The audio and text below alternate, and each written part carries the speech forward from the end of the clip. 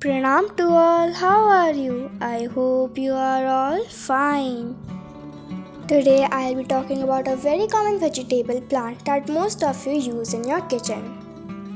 Yes, it is nothing else but chili plant. There are different varieties of chili plants. Some chili plants fruit during winter and some chili plants fruit well during summer. Today we will not be talking about any specific variety of chili plant. My mom grows all these chili plants from seeds. Okay, now let me tell you from the beginning of how my mom takes care of these plants.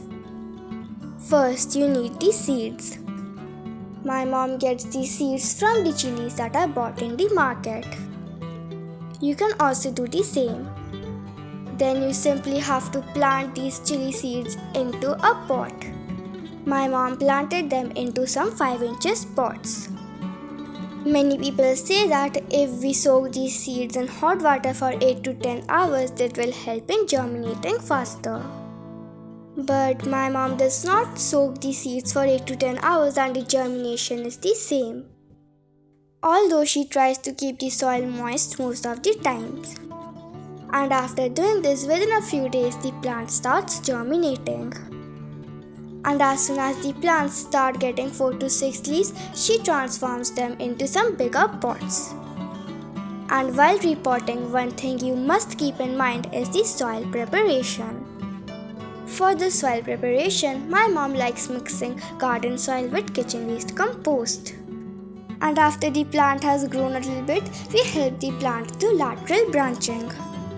We can easily do that by pinching off the top of the plant. And after some time, you will be able to notice noticeable changes in your plants. Although there is still one problem that occurs in many chili plants, which is that there is a disease where the leaves would curl. And when the leaves of the chili plants curl, the plant slowly damages itself. And the plant does not flower or fruit anymore and it eventually dies. So to prevent this, we must check our plants regularly. And we must remove all the leaves that are touching the soil of the plant. And we must remove those leaves. And even if we find any other problem, make sure to spray your plant with clean water, bioenzyme or soap water. And in a few days, your problem will be solved. And once your plant starts fruiting, make sure to give some high potassium fertilizer. This is because giving high potassium fertilizer improves fruit quality. And it also helps in the overall plant health and yield. For an high potassium fertilizer, my mom prefers giving banana peel fertilizer. I hope this video helps you. That's all for this video. Thank you for watching. Bye bye.